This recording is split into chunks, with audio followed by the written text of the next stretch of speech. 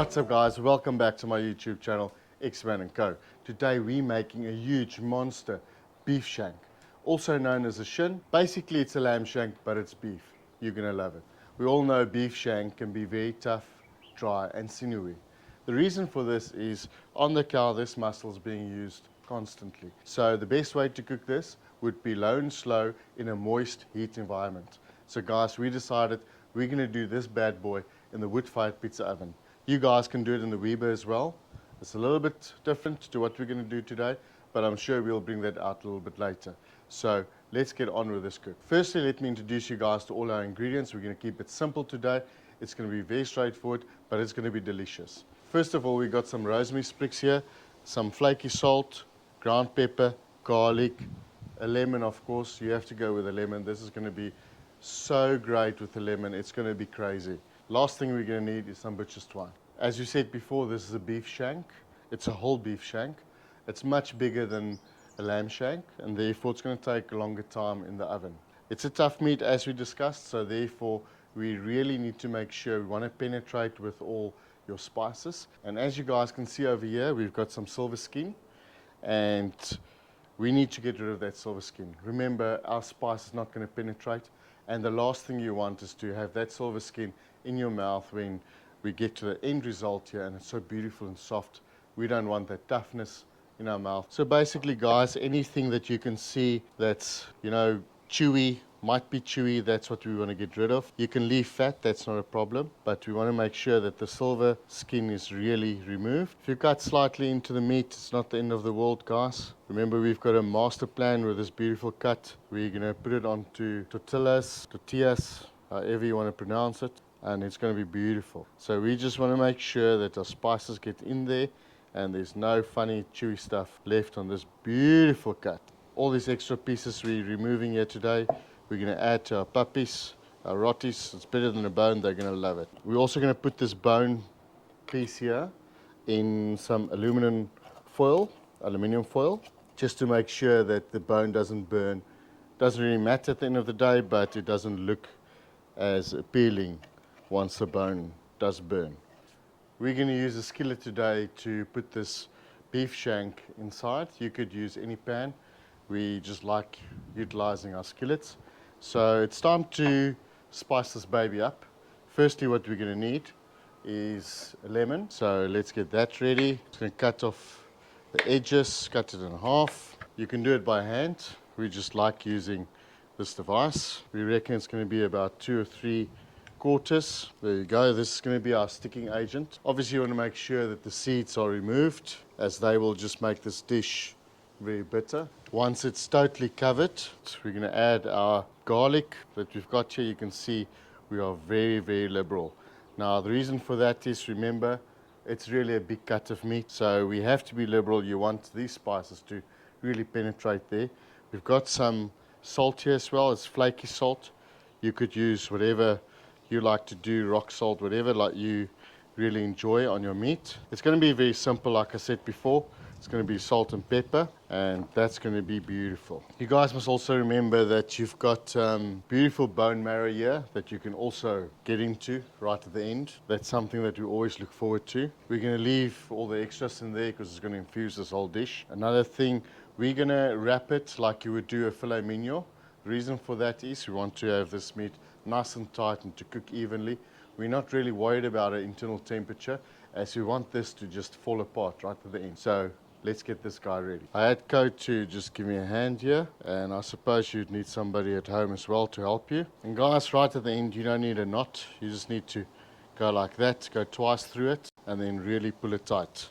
Guys, I think we got a beautiful beef shank here. It's got all the spices it needs.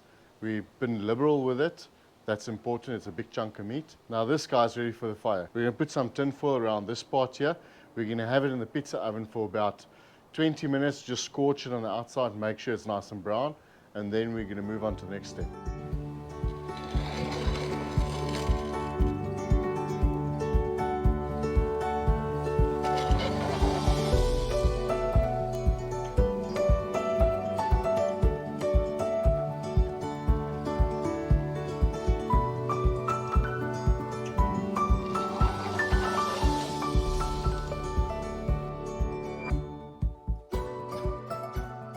Now it's time for some tin foil. We had this guy in the wood-fired oven with open fire for about 25 minutes.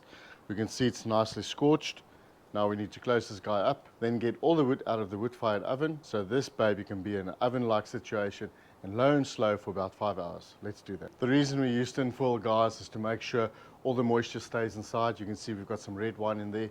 You can use any red wine that you got available or any liquid for that matter. Remember, it's also going to render this whole big cut of meat that we have, so it's going to create its own moisture. We just want that moisture not to evaporate. So we're closing it up and now it's ready for this wood-fired pizza oven. So guys, the oven at the moment, we've taken all the wood out. It's open and clean, and that's why I always mention that the wood fire outdoors here is the same as your oven in your kitchen.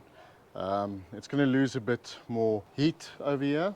Basically, we start about 180 degrees Celsius, 350 for the international guys. In your oven at home, you're going to start maybe at about 270, 275 Fahrenheit, 135 degrees Celsius, local guys.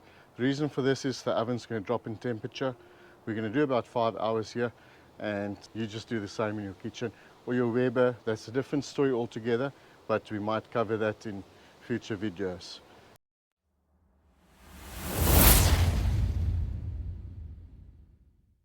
It's been 5 hours in this wood-fired oven at about 140 degrees Celsius, about 300 Fahrenheit for the international guys. I think it's time that we check up on this guy inside. I think it's going to be beautiful.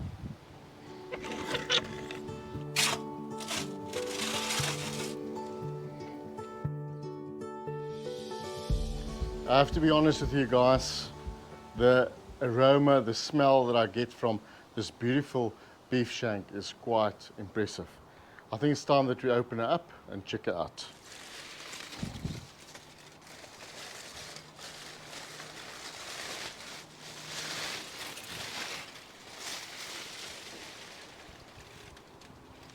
This is nice, this is nice. You guys can see the tin foil looked after the bone. We want to probe this guy, but not to figure out what the temperature is, just to see if it's smooth probing, and if it is, we know this guy's ready. Oh, guys, look at that. Look there. This is really looking absolutely divine. So you guys know what we need to do now.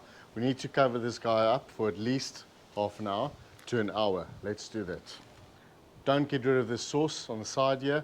We're going to reduce it, and we're going to strain it, and then we're going to put it in a bowl, and right at the end we're going to introduce it again to this beautiful cuts of beef, and guys, you're going to see it's going to be beautiful. 40 minutes later, and seriously, we need to check this beautiful baby. So let's do that. Let's dig in. So guys, let's have a look. Look how easy it is, still nice and warm. Look at that. Oh, beautiful. Guys, this is absolutely divine. I'm glad I've got gloves on. I can feel it's still perfectly warm. I need to show you guys, obviously, if you find pieces like that, it's sinew from right inside. All you want to do is just remove those and put it to the side. Guys, you want to play and take all of that out there. Get yourself a nice fork, use the back end, get all of that bone marrow out and enjoy it. Remember that sauce that we reduced?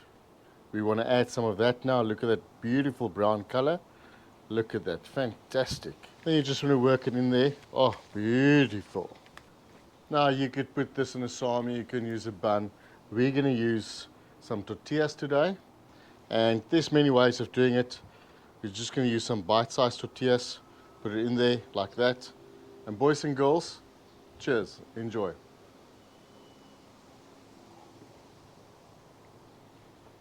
Wow. Don't need more salt. It's beautiful. Wow.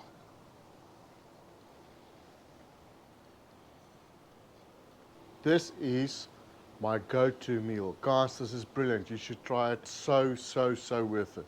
Guys, you know the story. If you like what you're doing, like, share, subscribe, enable those notifications so you get notified as soon as we upload a new video. Thanks for watching. We cannot do it without you. We'll see you on the next one. Shh.